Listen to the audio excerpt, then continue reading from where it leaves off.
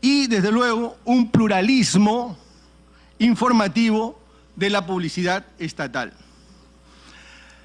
En una reciente sentencia de una sala de la Corte Suprema mexicana, hay un concepto que quisiera compartir con ustedes. Ellos señalan literalmente lo siguiente: la ausencia de reglas claras, básicas, puntuales, hace que cualquier gasto que se haga en materia de publicidad potencialmente sea arbitrario, puesto que no será evidente que cumple con los principios que deben disciplinar el gasto en la comunicación estatal. Quisiera, ahora sí, muy sumariamente, detenerme en el proyecto. El proyecto plantea que las entidades estatales pueden y deben difundir la información mediante canales institucionales y redes sociales que deberán tener toda institución. Y proscribe la posibilidad de la contratación de la publicidad a través de medios privados. No obstante, establece algunas excepciones. Señala que en caso de desastre o emergencia se podrá contratar publicidad privada. Y además, en las campañas educativas en procesos electorales.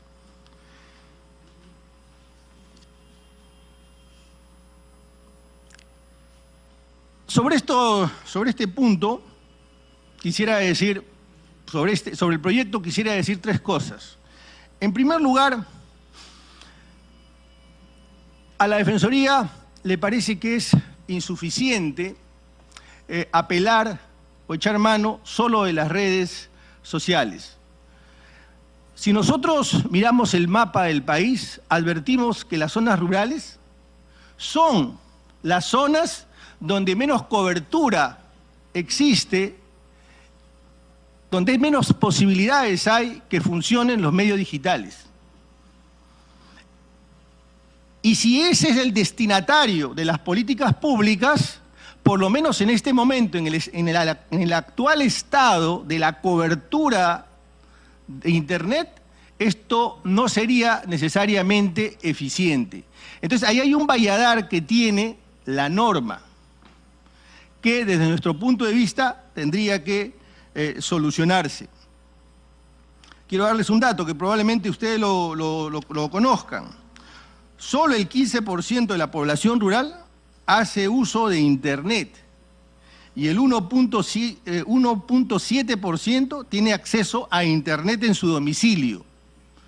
Por lo tanto, allí, con este dato duro, aun cuando fuera el doble, ya resulta muy discutible, por lo menos en este extremo, el proyecto. Sin embargo, quiero adelantar que es un falso dilema. Es un dilema falaz decir que no debe haber regulación, por un lado, y esa ser una alternativa, o que se debe prohibir. Esos dos extremos nos parecen muy peligroso transitarlos. Hemos comprobado, por lo que acabo de señalar, y ustedes lo pueden verificar, que la actual situación de la regulación de la publicidad estatal es potencialmente arbitraria. La actual situación genera un amplio espacio de discrecionalidad. Por lo tanto, tiene que regularse de una manera mejor, más técnica. Y yo, por eso, me permito sugerir, por un lado, que el Ejecutivo cumpla con su tarea de reglamentar la norma que ya existe y que hace 12 años no se reglamenta.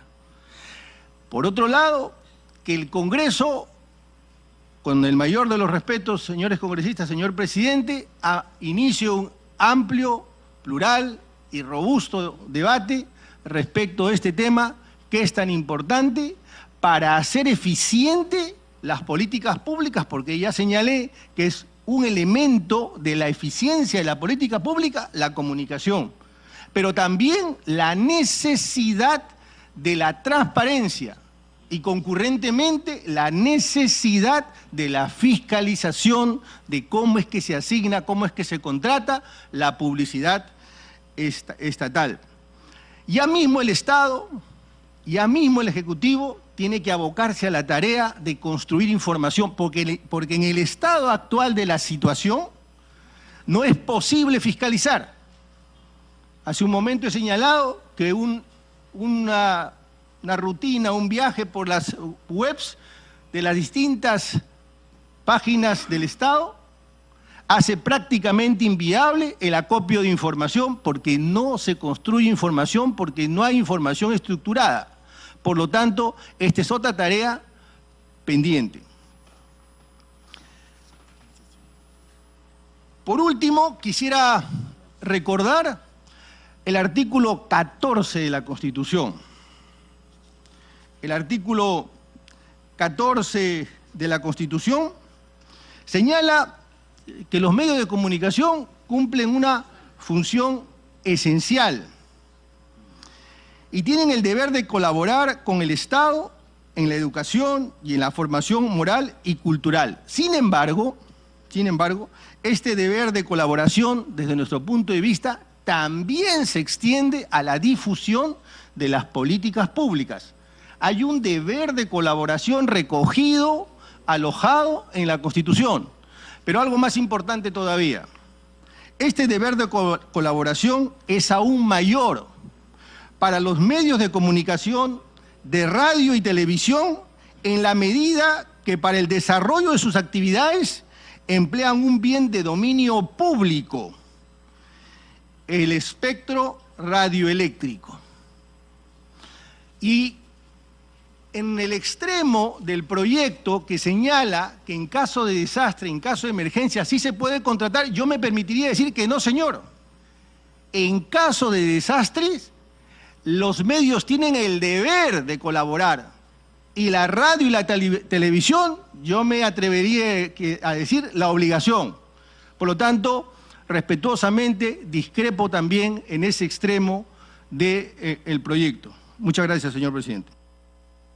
Muchas gracias, señor defensor del pueblo, Walter Gutiérrez Camacho. Antes de continuar con la ronda de participación de los señores congresistas, vamos a dar inicio a la 21ª sesión ordinaria, contando con la presencia del congresista Bocanje, el congresista León, el congresista Narváez, el congresista Modesto Figueroa, la congresista Carla Scheffer, Israel Lazo, el congresista Miguel Ángel Elías, el congresista Martorell, el congresista Castro y el congresista William Luna, el congresista William Monterola, perdón.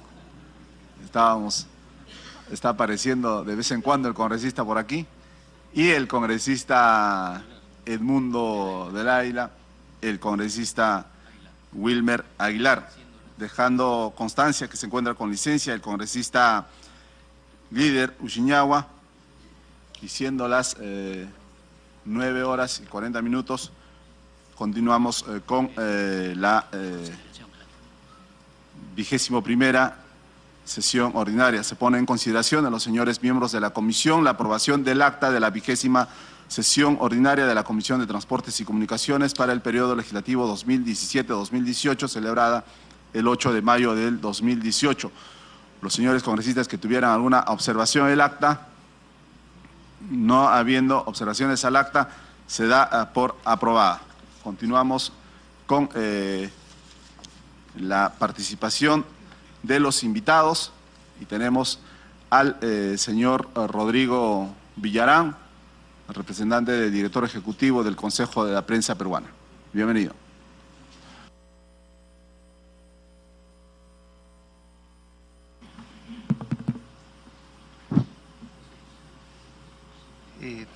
Muchas gracias, señor presidente de la Comisión Ordinaria de Transportes y Comunicaciones, señores y señoras congresistas, señor defensor del pueblo, estimados colegas. Por intermedio de la presidencia quisiera partir por agradecer en nombre de los integrantes de la Junta Directiva del Consejo de la Prensa Peruana por la gentil deferencia de invitarnos a participar el día de hoy en la sesión de la Comisión de Transportes y Comunicaciones. Como saben, el Consejo de la Prensa Peruana es una asociación civil que durante más de 20 años ha trabajado para la defensa de la libertad de prensa en el país y para promover el ejercicio ético de la profesión. Quisiéramos también saludar que la presidencia de la Comisión haya tenido a bien convocar a un debate público sobre los alcances de la autógrafa de ley observada por el Ejecutivo y esperamos que, dada la complejidad sobre la materia y las implicancias de la misma respecto a derechos fundamentales y a los principios democráticos recogidos en nuestra Constitución, este debate se amplíe e involucre a otros actores relevantes, como por ejemplo los medios de comunicación de alcance regional y local y organizaciones representativas del sector como la Asociación Nacional de Periodistas y el Instituto Prensa y Sociedad, por mencionar solo algunos. Por intermedio de la presidencia también queremos expresar nuestra plena coincidencia con los integrantes de esta comisión parlamentaria en la necesidad de regular la materia de la publicidad estatal para reducir aquellos espacios de discrecionalidad en la asignación de recursos y para evitar el uso inadecuado de los mismos. Como lo señaláramos en el comunicado de fecha 21 de noviembre del 2017, la ausencia de regulación, como la regulación excesiva o inadecuada del tema, favorecen el uso arbitrario de los recursos del Estado para influir sobre los contenidos de los medios. Sin embargo, consideramos que la propuesta aprobada por la Comisión Permanente del Congreso y observada por el Ejecutivo es una medida discriminatoria, innecesaria, excesiva y desproporcionada. Tomando en cuenta ello y considerando que la libertad de expresión es una libertad preferida, consideramos que la autógrafa de ley es inconstitucional y debe ser archivada de manera definitiva. A continuación pasamos a exponer los fundamentos de nuestra posición. En primer lugar, recordar que el artículo 2, inciso 4 de la Constitución Política reconoce el derecho de toda persona a las libertades de información, opinión, expresión y difusión del pensamiento. Este derecho está recogido también en el artículo 19 de la Declaración Universal de Derechos Humanos y en el artículo 13 de la Convención Americana sobre Derechos Humanos. Ambos instrumentos fueron suscritos por el Estado peruano y ratificados por el Parlamento en su oportunidad. Ahora bien, el derecho a la libertad de expresión tiene una doble dimensión, la individual y la colectiva, y comprende tanto el derecho de cada persona a expresarse libremente como el derecho de todos los ciudadanos a recibir información, ideas y opiniones de toda índole.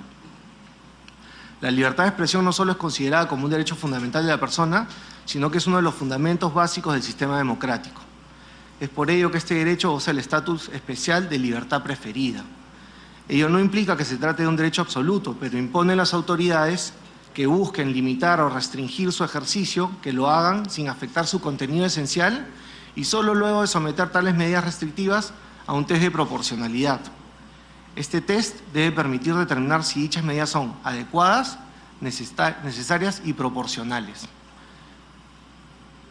Señor presidente, la doctrina especializada sobre la materia reconoce que existen distintas formas de afectar de manera ilegítima el derecho a la libertad de expresión. Existen varias distintas formas, como por ejemplo las agresiones directas y amenazas a periodistas, que solo en lo que va del año han cobrado la vida de 16 periodistas a nivel latinoamericano. Pero también existen formas más sutiles, menos evidentes, que suelen considerarse como mecanismos de censura indirecta. Tanto el ordenamiento jurídico nacional como las normas internacionales en materia de derechos humanos proscriben expresamente todo tipo de medidas que busquen impedir de manera directa o indirecta la libre circulación de ideas y opiniones. Estos mecanismos de censura indirecta suelen ocultarse detrás de acciones aparentemente legítimas, pero tienen el mismo propósito que las agresiones directas: silenciar a los medios de comunicación o periodistas con el objetivo de impedir que los ciudadanos accedan a información que compromete a los agresores. Los mecanismos de censura se manifiestan de distintas formas y tienen un mismo propósito, como ya dijimos antes.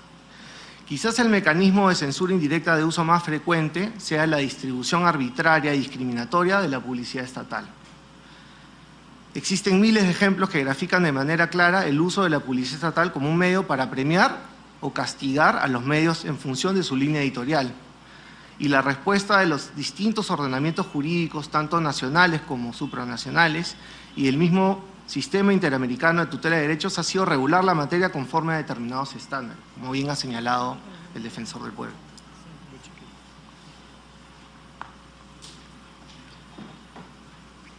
La publicidad estatal constituye principalmente una herramienta de gobierno, imprescindible para garantizar el derecho de los ciudadanos a recibir información relevante sobre los programas, proyectos y servicios que brinda el Estado, así como para promover conductas socialmente relevantes. Por eso es que resulta imprescindible contar con un marco sólido que respete los estándares internacionales sobre la materia. Pues bien, señor presidente, el Perú fue uno de los pioneros en la materia en la región, ya que cuenta con una ley que regula de manera específica y adecuada la publicidad estatal desde agosto del 2006.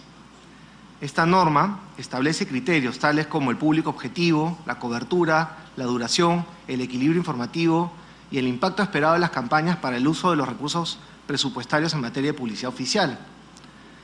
Asimismo, la norma exige que las campañas se planifiquen y se justifique técnicamente en los medios de comunicación seleccionados. Prohíbe expresamente el uso de dichos recursos para fines partidarios o para apoyar alguna candidatura, así como proscribe que los funcionarios aparezcan en los anuncios y establece disposiciones de transparencia. Los contratos deben publicarse en los portales de las entidades y contempla mecanismos de control y sanciones para los funcionarios que incumplan con los deberes y obligaciones que contiene la norma. Si bien es cierto que han habido excesos en el uso de los recursos de publicidad, no es por falta de una norma con rango de ley, sino por la ausencia de un reglamento que permita su adecuada implementación. Como ya bien dijo el Defensor del Pueblo, esta no es una ley autoaplicativa, requiere de un reglamento para poder detallar aquellos aspectos importantes que permitan su implementación. Entonces, es a través de un reglamento que se debe especificar, por ejemplo, cuál debe ser el contenido mínimo del plan de una estrategia publicitaria, cuál debe ser la gradación de las sanciones o penas en caso de incumplimiento de las obligaciones contempladas en la norma, entre otros aspectos. Tomando en cuenta ello, señor presidente, si bien es cierto coincidimos en la necesidad de regular la materia de manera precisa, creemos que la autógrafa de ley observada por el Ejecutivo es una norma innecesaria. Debemos apuntar a la promulgación de un reglamento. Por otro lado, la autógrafa de ley observada por el Ejecutivo es una norma que afecta a la libertad de expresión de manera excesiva y desproporcionada. Si bien es cierto, la publicidad estatal, como también ha dicho el Defensor del Pueblo, no es un subsidio, la ausencia de la pauta publicitaria va a afectar, de hecho, la capacidad de los medios de comunicación privados, en particular los más pequeños de alcance regional y local, y de los medios comunitarios, de seguir difundiendo información, ideas y opiniones. Pero principalmente, y eso es lo más grave, impedirá que un porcentaje alto de la población acceda a información pública relevante para formarse una opinión y tomar decisiones.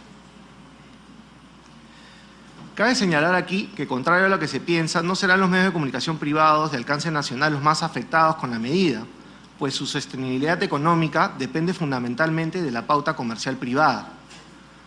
Por el contrario, serán los medios de comunicación locales y los medios de comunicación comunitarios, para los que la pauta estatal representa un recurso importante para subsistir, los que verán mermada su capacidad en detrimento de los ciudadanos de las regiones, provincias, distritos o comunidades que constituyen su público objetivo. Esto es peligroso, pues para el ejercicio democrático, los medios de comunicación locales y comunitarios cumplen un rol fundamental, pues permiten la existencia de un debate plural que permita que la ciudadanía reciba información que permita formarse una opinión respecto a hechos de interés público a nivel nacional, pero también a nivel local y a veces también en su lengua nativa. No es poco común que el Estado recurra a medios de comunicación locales o comunitarios para difundir, por ejemplo, campañas de vacunación específicas, como por ejemplo el de la fiebre amarilla, que no es una campaña de alcance nacional, sino muy puntualizada y de alcance local, y que tiene que ser difundida a veces en lenguas nativas. Quienes también verán Bien, vamos a dejar a esta hora 9:52 por unos momentos.